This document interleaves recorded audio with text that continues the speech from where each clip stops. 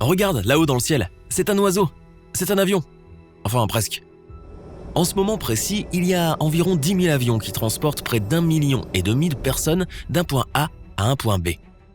Mais une fois que tu es dans l'avion et que tu regardes par le hublot, il semble que ton avion soit le seul à se balader dans le ciel.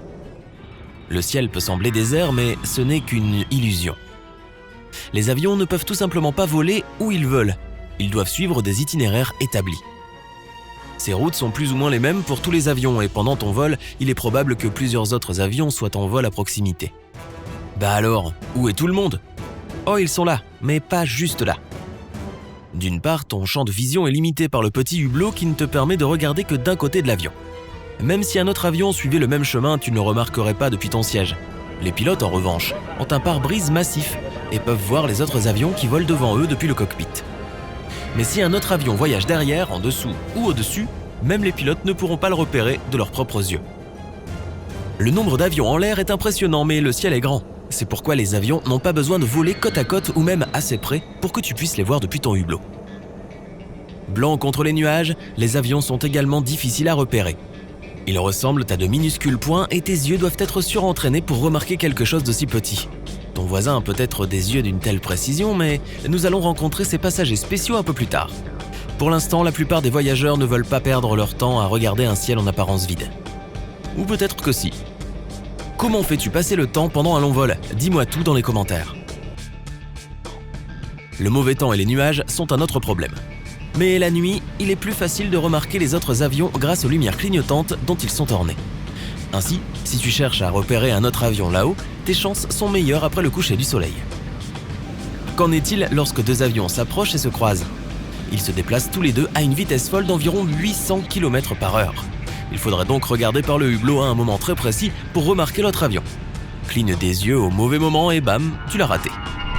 Mais la raison principale pour laquelle tu ne vois pas beaucoup d'avions de ligne en vol est aussi la raison pour laquelle les avions ne se rencontrent pas et n'entrent pas en collision dans le ciel. Et c'est la séparation des avions. Il s'agit d'un ensemble de règles qui permettent d'éloigner les avions les uns des autres. Pas d'avion à proximité, pas de risque de collision.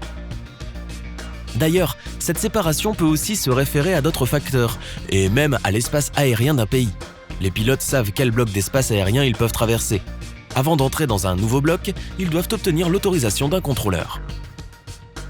Lorsqu'un petit avion se déplace derrière un autre, beaucoup plus grand, il est probable qu'il subisse des turbulences de sillage.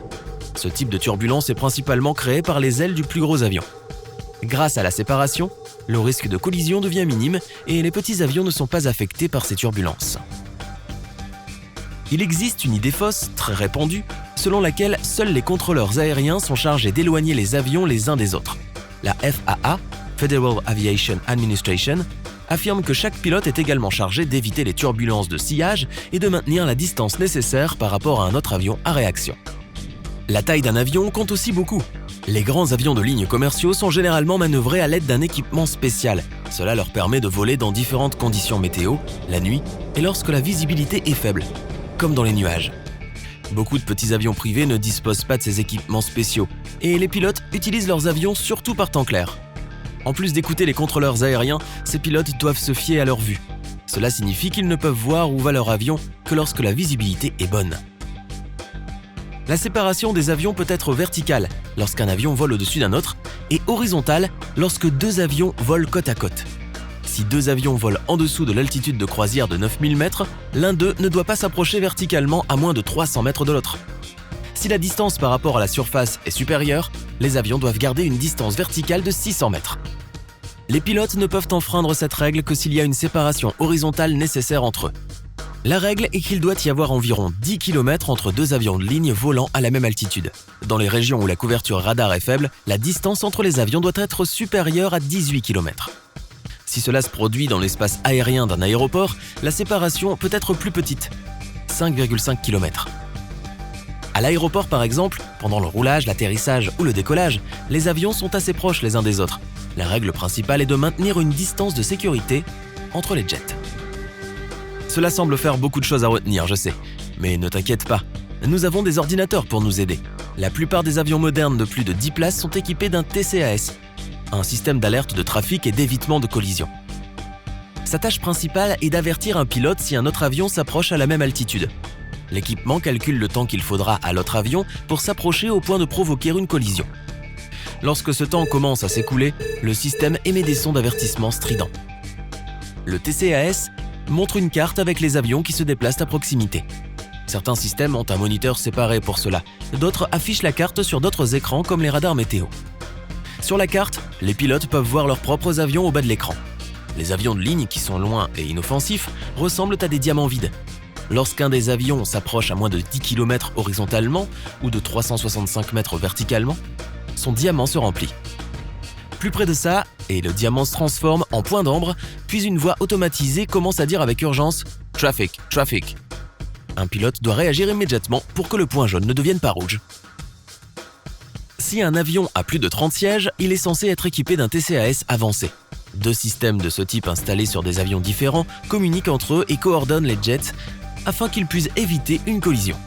Dans ce cas, un pilote entendra « Monte, monte » provenant de son système, tandis que l'autre TCAS dira à son pilote « Descends, descends ».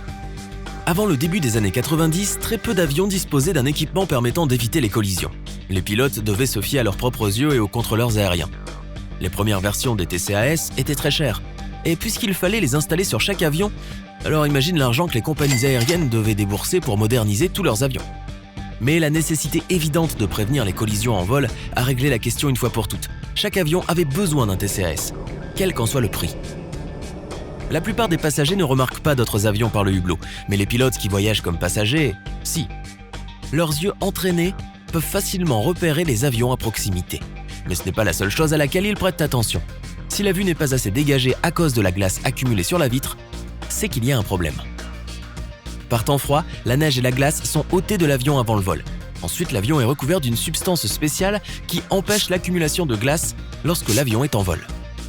Cette substance agit pendant un certain temps, mais plusieurs heures après le vol, il se peut que tu remarques que ta fenêtre est à nouveau recouverte d'une légère couche de givre. C'est normal, puisque les températures à l'extérieur de ton avion sont glaciales.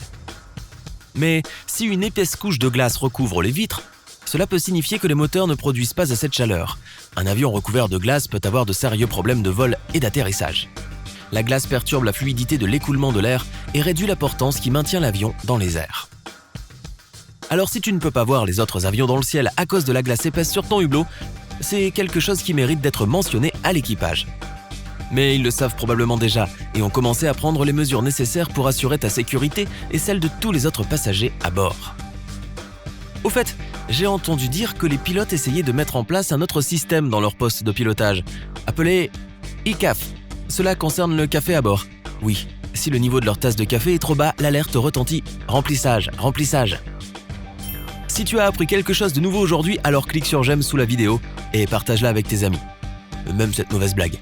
Et voici d'autres vidéos qui vont certainement te plaire. Il te suffit de cliquer à gauche ou à droite et de prendre la vie côté sympa.